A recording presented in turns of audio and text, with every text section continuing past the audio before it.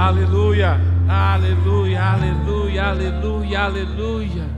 Glórias ao teu nome, Senhor. Só tu és digno de toda honra, glória, louvor e exaltação. Nós te adoramos nessa noite, nós te adoramos, Senhor. Só tu és digno. Ó Santo de Israel, nós amamos o teu nome. Nós te amamos, Senhor. Tu és o primeiro e o último. Tu és o início e o fim. Tu és o alfa e o ômega. Ó Senhor, tu és um Deus poderoso, Deus de justiça. Ó Senhor, tu és o El Hagibor, Deus o forte, aquele que não conhece a derrota. Ó Senhor, obrigado porque em ti a tua palavra nos garante que somos mais do que vencedores, porque assim tu nos proporciona. Ó Senhor, te adoramos, te adoramos, te adoramos e glorificamos o teu nome. Recebe, Senhor, a nossa adoração nessa noite. Recebe a nossa adoração nessa noite. Ó Abba, papaizinho querido, nós te amamos. Amigo Espírito Santo, aqui tu tens liberdade. Passeia nesse lugar, vai enchendo este lugar. Oh, darache, andalababache, candaiadalababache, andalabababai. Enche esse lugar, Senhor, enche esse lugar. Oh, Senhor, esse lugar é teu. Oh, Senhor Jesus, nós te amamos. Te amamos, te amamos. Achei. No original hebraico, o nome de Jesus é Yeshua. Quando você entende que quando você clama por Ele, quando você chama o nome dEle, quando você clama por fé, Ele para a caminhada dEle para te escutar. Jesus pode estar caminhando num propósito, indo numa direção, quando Ele ouve a voz do Filho e do Filho clamando Yeshua, Ele para e te olha para saber qual é a sua necessidade. Você tem o poder no seu clamor de parar o Filho de Deus na caminhada dEle. Presta atenção. Evangelho do Senhor Jesus, segundo escreveu Lucas, capítulo 17, verso do 11 em diante. E aconteceu que indo ele, quem? Jesus, a Jerusalém, passou pelo meio da Samaria, passou da Galileia, e entrando numa certa aldeia, saíram ao encontro 10 homens leprosos. Jesus estava caminhando, Jesus tinha um destino, Jesus estava avançando, e passou por uma cidade, passou por outra cidade, e chegou numa aldeia, algo pequeno, algo insignificante, mas ele caminhando naquele lugar, onde era um lugar provavelmente de pessoas sem muita expressão, um lugar de pessoas improváveis, e Jesus passando pelaquele meio, entrando naquela aldeia, se saíram 10 homens leprosos, 10 homens acometidos de uma doença, que era uma doença que marginalizava as pessoas, que colocava a pessoa à margem da sociedade, esquecidos, como impuros, como alguém que tinha perdido, além de tudo, o poder de se relacionar com outros. E eles foram ao encontro ao Filho de Deus. E de longe a Bíblia fala, eles entendendo que eles não podiam chegar perto pela impureza que eles carregavam, eles começaram a clamar. E eles levantaram a voz e disseram: Jesus, Jesus, Mestre, tem misericórdia de nós. E eles vivendo, e eles olhando, porque Jesus parou a caminhada para olhar quem estava chamando. Quando você clama com fé, quando você clama por fé, você vai parar Ele e Ele vai te olhar. Você vai parar Ele, Ele vai te olhar e vai entender o que você quer. E eles olharam para Jesus, para o rosto de Jesus. Eles sabiam que Jesus era capaz, e em nenhum momento pediram: nos restaura, Jesus nos cura, Jesus nos limpa. Eles olharam para os olhos do Nazareno e disseram: tem misericórdia de nós. Ele estava dizendo: Jesus, olha a nossa situação, só olha por nós e se coloca em nosso lugar. E Jesus olhou e chegou para eles e deu um comando. Hoje, quando eu estava ali orando, eu glorifico a Deus pela vida de todos do grupo de cura que está aqui. E hoje, quando o pastor Júnior estava recolhendo dízimos e ofertas, ele falou diversas vezes sobre obediência. Falou: Senhor, eu vou falar sobre isso hoje. E eles com certeza queriam ser limpos, e eles pararam ali. E Jesus disse: vai, ide e mostrai aos sacerdotes. Eles estavam impuros, eles estavam cheios de lepra, mas ouviram um comando do Filho de Deus: vai e te mostra o sacerdote. E a Bíblia diz: e aconteceu que indo eles, ficaram limpos. E um deles, vendo que estava são, voltou glorificando Deus em alta voz e caiu aos pés com o rosto em terra, dando-lhe graças. E este que voltou, e este que adorou, era samaritano. E respondeu Jesus: não foram 10 limpos? Onde estão os outros 9? não houve que voltasse para dar glória, senão um estrangeiro, e disse-lhe: levanta-te, porque a tua fé te salvou. Pai querido, nessa hora nós queremos declarar que a tua liberdade aqui é plena e total. Ó amigo Espírito Santo, toma os nossos corações, as nossas mentes cativas a ti, para que tudo que falaremos nessa noite venha direto do teu trono para nossas vidas, que nós possamos entender mais de ti, do teu reino, da tua palavra, e entendendo mais, possamos avançar rumo ao nosso destino, possamos avançar rumo ao nosso propósito, em nome de Jesus. E a igreja diz: aleluia. Pode se assentar, por favor. Nós já vamos direto. Senhor, nós te amamos. Nós te amamos, Yeshua.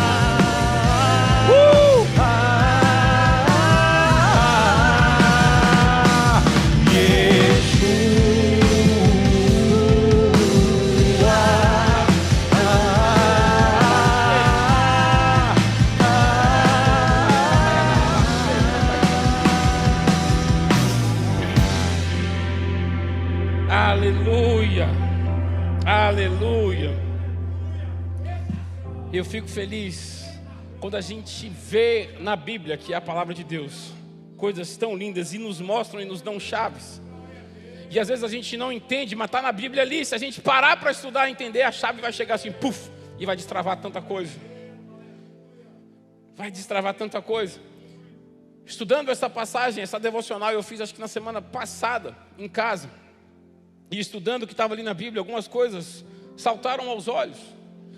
E uma das coisas que ficou ecoando dentro de mim foi exatamente a obediência. Aí eu falei: Jesus, mas será que eu vou ter que falar disso domingo de noite, que seria hoje?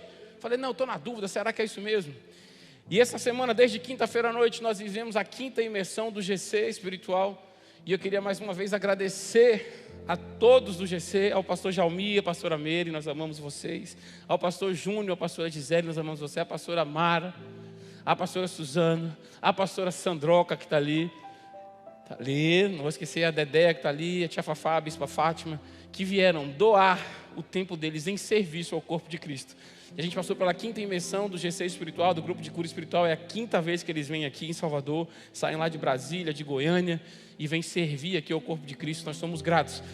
E nesse fim de semana, numa das ministrações do GC, do pastor Júnior, ele falou mais uma vez sobre obediência. E ele citou o texto ali de Josué, que precisava avançar. Ele precisava conquistar um território novo, porque tinha direção de Deus para isso. Agora, às vezes, o comando de Deus para a gente pode parecer loucura. Deus queria que ele avançasse, Deus queria que o território se expandisse, que novos territórios fossem conquistados. E para chegar naquele lugar, que era uma cidade fortificada, rodeada de muralhas, Deus disse: vão lá, pega os trator D10, os bulldozers, e derrama o muro com aquelas bolonas, né, de bola em chains. Tinha isso não, irmão. O comando de Deus para o exército foi: vão lá e rodeiem a cidade uma vez por dia, durante 7 dias, e no 7º dia, 7 vezes. E o curioso, imagine um exército treinado, sabendo que o que Deus ia fazer por causa do comando de Deus. E o comando de Deus disse: eu vou dar a cidade, vocês vão conquistar, mas vocês vão rodear em silêncio. Irmão, e aí é lindo, porque eu já tinha estudado isso algumas vezes, já tinha visto, falei: Deus é maravilhoso, porque no silêncio houve a conquista, porque no 7º dia deu um brado e a muralha ruiu. Isso é o que está óbvio ali dito. Mas quando Deus ele entrega as chaves a alguns príncipes dele na terra, para que eles repassem para a gente, dentro disso tudo, uma grande lição que eu aprendi, né, o pastor Júnior pregando esses dias, no GC, ele falou: a chave não foi o silêncio, a chave foi a obediência. Porque Deus deu o comando: permaneça em silêncio. Mas porque eles permaneceram em silêncio, ou seja, porque eles obedeceram, as muralhas caíram. Porque eles obedeceram, eles conquistaram um novo território. Porque eles reconheceram o comando de Deus e obedeceram ao comando de Deus, o que eles tinham de limite de território foi acrescido. Ou seja, eu comecei a entender que coisa boa. Quando você obedece, seu território expande. Quando você obedece, suas conquistas são maiores. Quando você obedece, você vai mais longe. Quando você obedece, pode ter muralha, mas ela vem para o chão. Então a grande chave é obedecer. Mores, eu te amo. Você está aí no meio, mas eu estou te vendo, meu lindo. Porque o amor é tanto, se você estivesse lá no fundo, eu te enxergava. Fique com ciúme não, porque eu vi um amigo meu ali que eu amo. Amo todos vocês, mas que ele nem sempre eu vim. Quero também mandar um beijo para meu amigo. Como sou uma relação de amigo, não é só eu e ele só. Ninguém vai entender, porque se eu chamar pelo nome, outras pessoas podem conhecer. Eu quero mandar um beijo para meu amigo Dentinho. Ele fez um compromisso que vinha na igreja. A esposa dele daqui, ele veio hoje. Amigo, te amo, fiquei muito feliz em te ver aqui. Aqui é sua casa, seja muito bem-vinda. Lu, te vi também no cantinho aí. Deus te abençoe em nome de Jesus. Então, quando a gente obedece, Deus faz acontecer. Sabe uma coisa que... Tem uma coisa que dá certo, né? Quando você rima, né? Quando obedece, cresce. Você já viu? Pense que coisa linda. Você vai marchar em silêncio. Daqui a pouco alguém vai perguntar: o bicho está lendo lá do leproso, já está falando de Josué. Calma, irmão. A palavra de Deus é um pouco aqui, um pouco ali, a gente vai avançar. Né? A pastora Meira é crente, ela é verdade, já deu glória. Mas obedeceu, irmão, e conquistou. Obedeceu e muralha caiu. Sabe o que é muralha? A muralha é um instrumento de defesa. Então, se você vai atacar alguma coisa para conquistar e ela tiver com uma defesa muito forte, se você não vencer a defesa, você não conquista.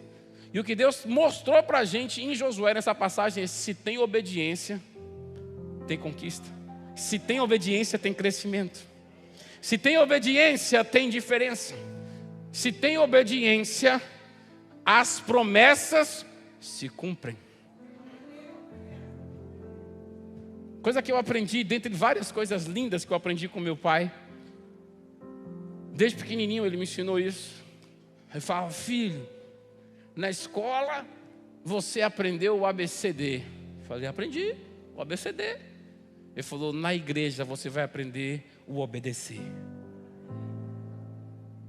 E quando a gente obedece, meu irmão, quando a gente é fiel no Senhor, a palavra de Deus fala assim: se você for fiel no pouco, se você for fiel no pouco, sobre o muito eu vou te colocar. A única coisa que Ele está querendo é testar o nosso coração. A única coisa que Ele está querendo é testar a nossa fidelidade. Ele está querendo saber se o comando que Ele der, por mais absurdo que pareça, a gente vai cumprir. A gente começou a ler aqui sobre 10 leprosos. E a gente está falando sobre o Novo Testamento. Se a gente for lá para o Velho Testamento, um homem todo poderoso, general de guerra, comandante de um exército temido, foi acometido da lepra. E aí uma escravinha, uma improvável, chegou para ele e disse assim: Naamã, na minha terra tem profeta, na minha terra tem homem de Deus, e se você for procurar o profeta, você vai ser restaurado, você vai ser curado da lepra.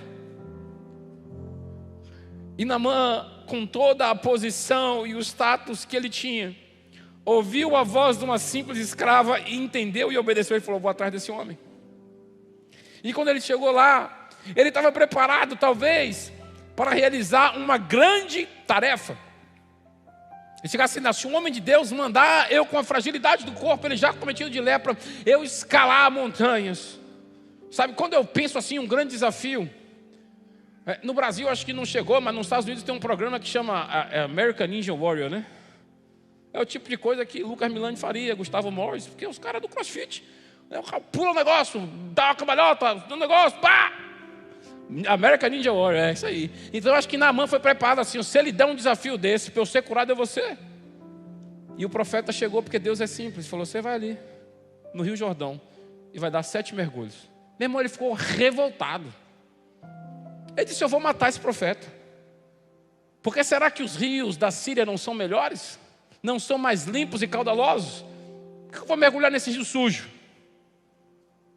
E aí ele ouviu mais uma vez um conceito de um homem simples, e um conselho, e falou: olha, se ele te desse uma tarefa difícil, você ia fazer. Ele te deu algo tão simples, vai lá e dá 7 mergulhos. E ele resolveu obedecer para ver o que ia acontecer. Imagine aquele homem cheio de poder, mas teve que se humilhar e se banhar em algum lugar que ele achava que não era tão bom nem tão importante. E ele desceu uma vez sujo e subiu sujo. E ele desceu a segunda vez sujo e subiu sujo. E a terceira vez desceu sujo e subiu sujo. Mas na quarta vez ele desceu sujo e subiu sujo. Na quinta também, na sexta também. E na sétima vez ele desceu sujo e subiu limpo. Comando absurdo. Você vai num rio sujo e você vai mergulhar 7 vezes e você vai sair limpo. Mas porque ele obedeceu, o milagre aconteceu. Porque ele obedeceu. Imagine se ele chega lá e fala assim: mergulhei 1, 2, 3, 4, 5, 6, não aconteceu nada, eu vou embora, que esse homem não é profeta.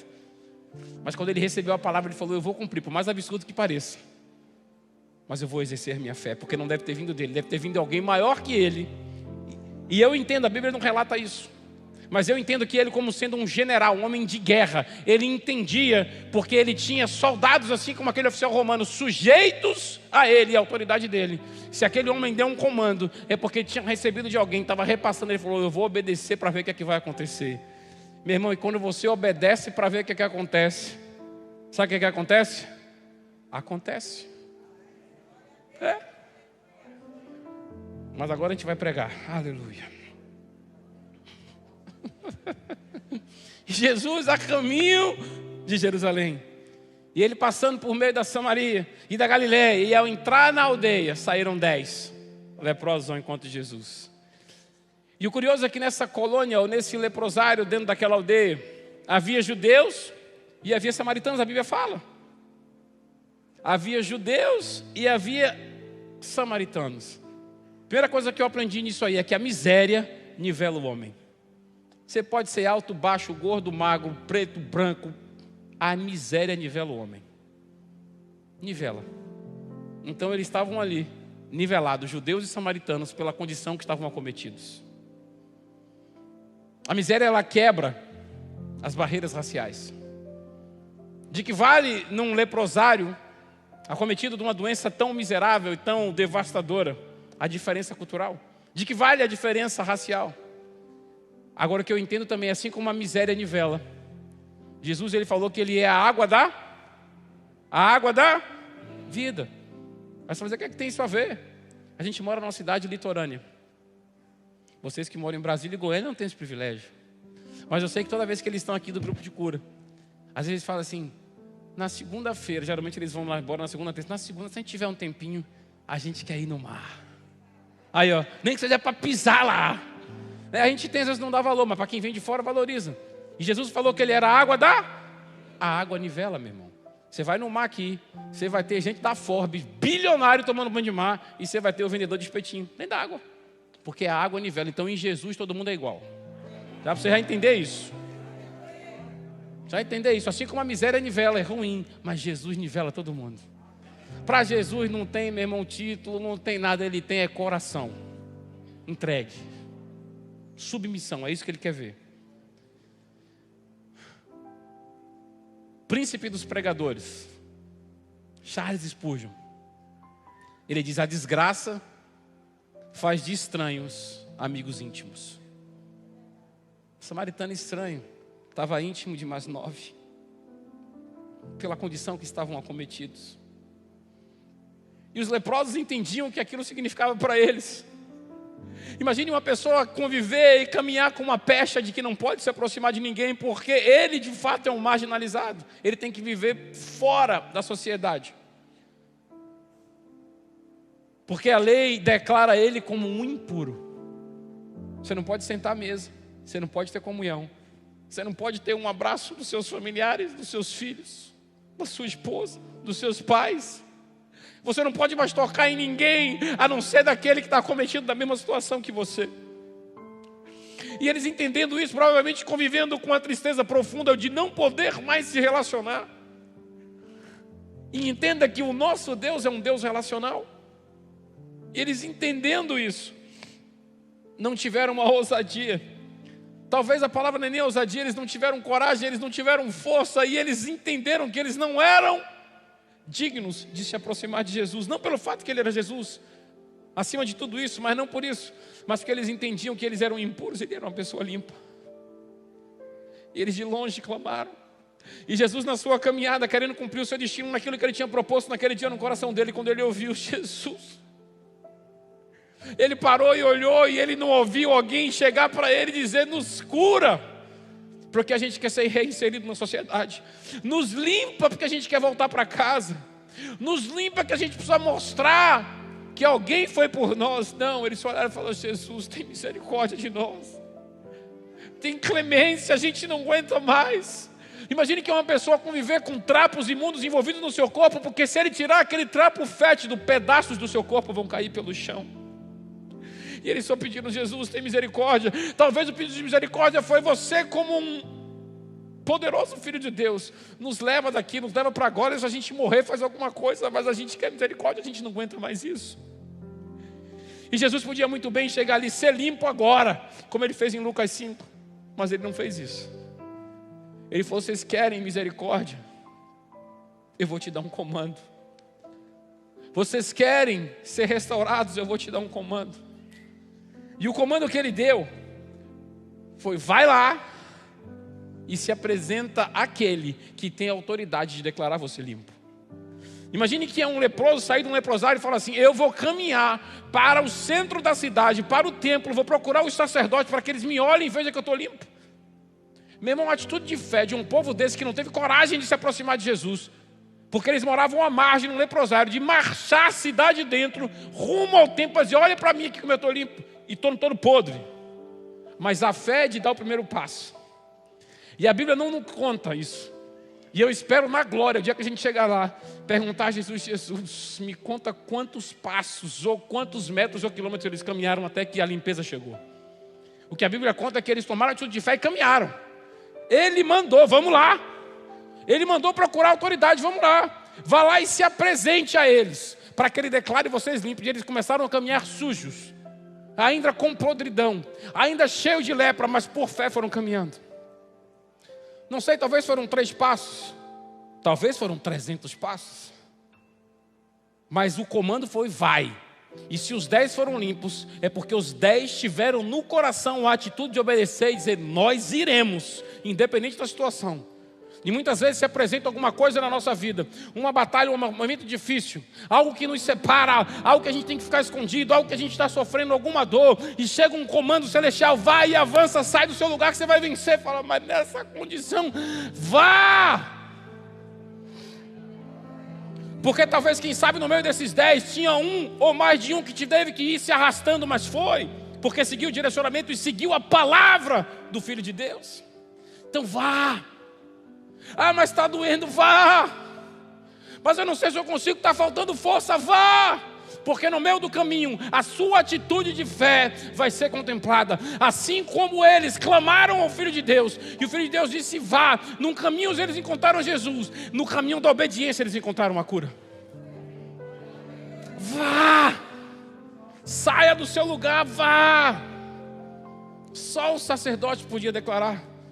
Eles, como limpos, eram autoridade não só religiosa, mas autoridade sanitária e inspetora da saúde, para dizer: você está curado, você está limpo. E eles foram. Enquanto os homens caminhavam, a Bíblia diz, e enquanto eles exerciam a fé, a Bíblia conta, a cura chegou, a limpeza chegou. Enquanto eles caminhavam, enquanto eles exerciam a fé, a cura chegou, a restauração chegou, a novidade de vida chegou. E aí a gente pulando mais para frente, porque o relógio está inimigo meu, não está me ajudando, ele só fica piscando ali, o tempo passando, meu Deus.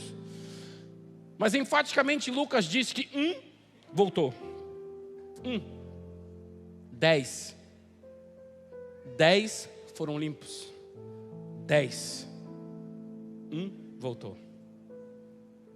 10% voltou. Voltou. Para quê? Para dizer: muito obrigado. Já estava limpo. Qual era a obrigação que ele tinha de voltar? Nenhuma. Mas eu lembro do meu avô, quando eu era vivo, o pai do meu pai. Ele falava: a ingratidão tinha que ser um crime hediondo. A ingratidão tinha que ser um crime hediondo. Quantas vezes na nossa caminhada da vida a gente é ferido por pessoas que a gente quer ajudar de alguma forma, e porque não nos entendem, nos abandonam.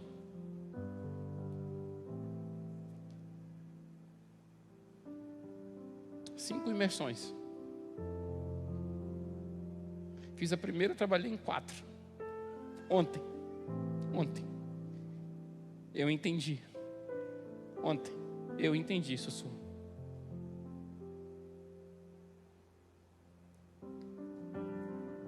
Que não vale a pena a gente brigar por órfã quando ela não quer caminhar conosco. Glorifico a Deus pela sua vida. Em nome de Jesus.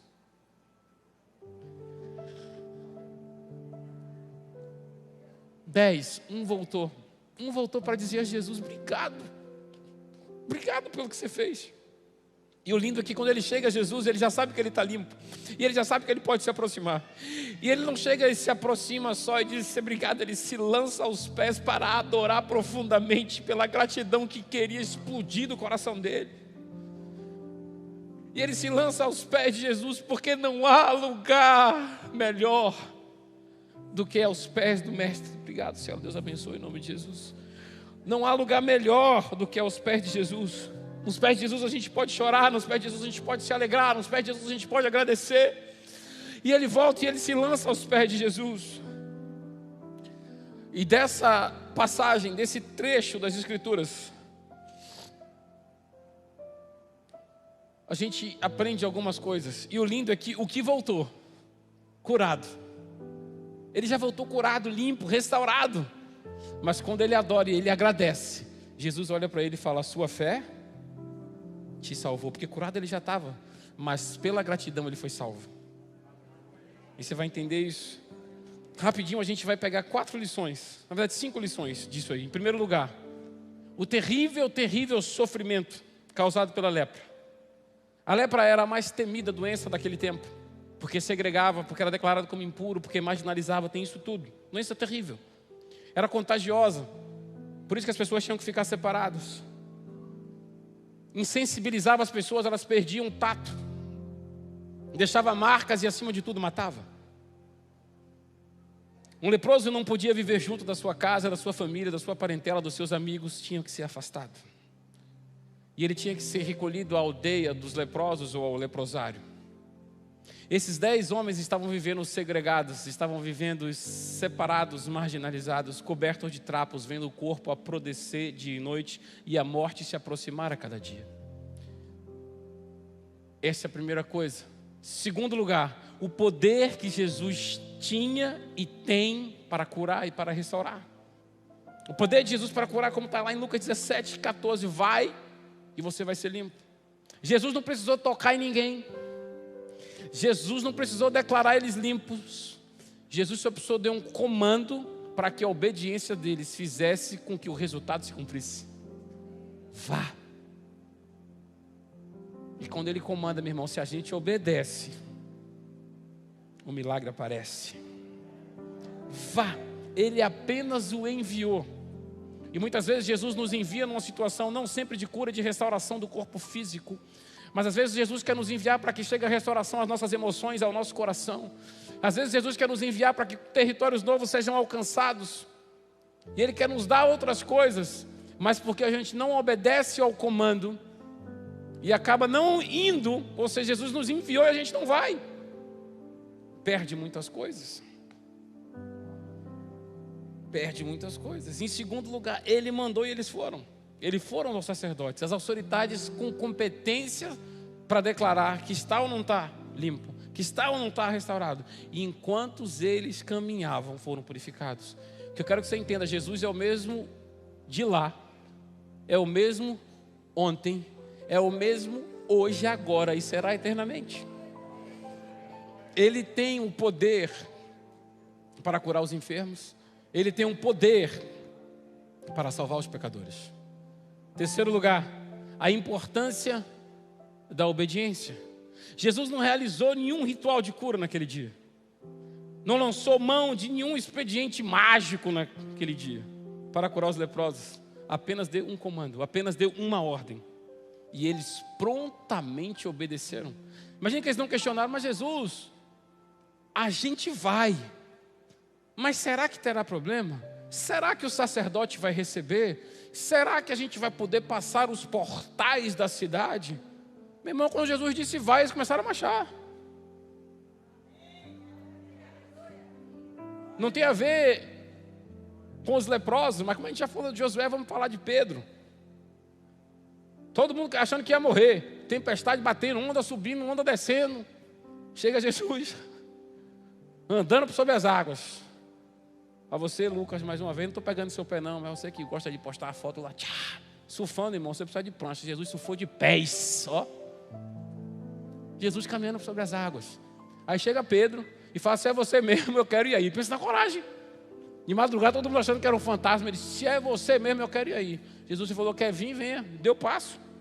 Um homem que era pescador, meu irmão, vivia do mar, conhecia tudo. Ele vai pensar assim, se eu botar o pé, eu vou afundar. Mas não, sobre a palavra de Jesus, ele colocou o pé na água e caminhou, meu irmão. Aí a Bíblia diz, quando ele foi reparar na força do vento, ele afundou. Mas quando Jesus deu o comando, ele caminhou. 2 pessoas na história do mundo caminharam sobre as águas, Jesus e Pedro. Pedro caminhou porque obedeceu. Você quer vir? Venha, eu vou. E você quer viver o sobrenatural, Jesus dá um comando e você acha que o comando é absurdo. E fica no natural, não experimenta o sobrenatural porque não obedece. Aleluia. Apenas uma ordem. Vá e se apresente em quem tem competência para declarar vocês limpos. Eles foram. E foram frutificados, e foram purificados. A obediência, guarde isso no seu coração, é o caminho da cura. A obediência é o caminho do milagre. A obediência é o caminho da restauração. A obediência é o caminho da conquista, como vimos em Jericó. 4º lugar, o valor inestimável da gratidão. Somente 1 dos 10 voltou para agradecer. Somente 1 dos 10 voltou para agradecer. Graças a Deus que isso só foi no tempo de Jesus. Hoje a gente vive num tempo que quando a gente serve as pessoas, todos nos agradecem. Vamos viver por fé. Voltou. Então o que eu quero dizer para você, irmão, não crie expectativa. Se você ajudou alguém, que ele tenha obrigação de voltar para te agradecer. Porque nem a Jesus a maioria voltou para agradecer. Mas nem por isso Jesus parou de servir. Nem por isso Jesus parou de curar. Nem por isso Jesus parou de restaurar. Nem por isso Jesus parou de trazer de volta as pessoas à vida e de ressuscitar. Porque o ministério dele era para servir e servir em amor. Não querendo recompensa, ele só quer servir. Hoje de manhã, na mesa do café, cedinho, porque a gente tinha que ir lá na igreja em São Cristóvão. A Atila Neto pregou lá de manhã em São Cristóvão. Foi uma bênção, filho. Deus continue te abençoando. Seu pai foi profundamente ministrado pela sua palavra de manhã. Como o papai aprendeu com você, que Deus continue te usando. Continue dando lugar ao Senhor para ser canal de bênção para a nossa casa, para a cidade onde você for, porque papai aprendeu com você hoje, ali em São Cristóvão. E na mesa do café, eu comentando com Tati, 3, 4 dias a gente intenso aí no GC, todos os dias a gente saindo da igreja à meia-noite. E eu cheguei para ela hoje de manhã e falei assim, amor, eu estou exausto, eu quero uma semana para dormir. E aí eu comecei a chorar, ela falou, tá chorando porque eu falei que se tivesse mais 5 dias de imersão para a gente salvar e trabalhar as pessoas e recuperar, eu trabalharia com um sorriso no rosto, porque essa é a nossa recompensa.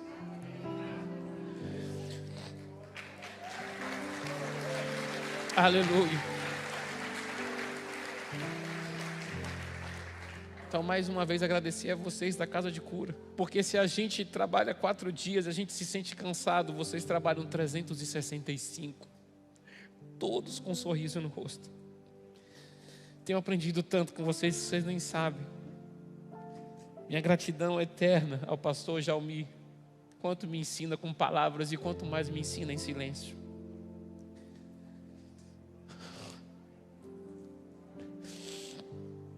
O valor inestimável da gratidão. Somente um voltou para agradecer a cura. Este que voltou era samaritano, não era do povo. Esse que voltou não era do meio deles. Mas da onde a gente não conta, que vai vir a gratidão daquele que a gente não espera. Sou apaixonado por Deus porque eu vejo a paixão de Deus pelos improváveis. E eu falo isso aqui na igreja e falo com meus coração alegre, porque eu sou um improvável. E o improvável voltou para dizer muito obrigado. Muito obrigado e adorar a Jesus. o improvável voltou. E ele se prostrou aos pés de Jesus e ele rendeu o seu tributo em gratidão. Mais uma vez, Charles Spurgeon tem razão quando ele diz que existem mais pessoas que recebem benefícios do que aqueles que agradecem por eles. O número das pessoas que suplicam a Deus é muito maior do que o número que louvam a Deus. Mas nem por isso Deus deixa de nos amar. Nem por isso Deus deixa de nos amar.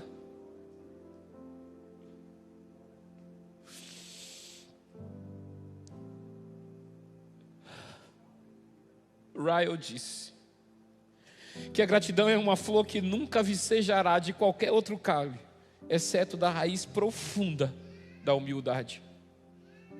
Aquele homem chegou, se lançou aos pés de Jesus e falou muito obrigado, de joelhos aos pés de Jesus, com toda a humildade. Por isso que aquela flor floresceu e a salvação chegou, porque a cura já tinha sido estabelecida.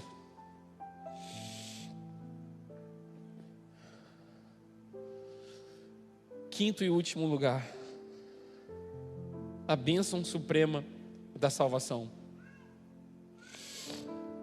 9 homens, ou melhor dizendo, a maioria se contentou apenas com a cura. Eu estou curado, estou restaurado, eu posso voltar a conviver, posso voltar para o meu seio familiar, eu posso voltar para meus negócios, para a minha empresa, eu posso voltar para meus amigos, estou curado. E 9, ou a grande maioria se contentou com aquilo que diz respeito ao mundo natural. 9 se contentaram com coisas que dizem respeito ao material. Mas um voltou para agradecer. E ao voltar para agradecer, ele recebeu a maior de todas as curas, a cura espiritual. Jesus disse para ele assim: vá, porque a tua fé te salvou. A cura é uma bênção temporal, porque nós estamos aqui na terra por um tempo determinado. Nós vamos viver o quê? 70, 80, 90, 100 anos, talvez um pouco mais de 100 anos, é temporal. A cura é temporal, mas a salvação é eterna. E aquele homem tinha sido curado, mas ele não voltou para buscar algo temporal, ele voltou para buscar apenas mais um encontro com aquele que tinha curado a vida dele, para dizer muito obrigado. E pela gratidão e pela humildade e na simplicidade, ele recebeu algo que ele não esperava: vida eterna com Deus. Recebeu salvação. A palavra grega usada aqui, o Novo Testamento foi escrito em grego, é sosoken. É um termo que expressa cura completa do corpo e da alma. Ele foi resgatado por inteiro, limpo, restaurado e salvo. Cura completa. Tantos teólogos já falaram dessas passagens. David Neal diz que o fato de só um samaritano sair daquele encontro curado pela fé é algo que mostra tantas coisas. Mas acima de tudo é que os excluídos são convidados a entrar, enquanto os incluídos falham em demonstrar gratidão. Os excluídos são convidados a entrar, enquanto os incluídos falham em demonstrar gratidão. Isso é muito forte.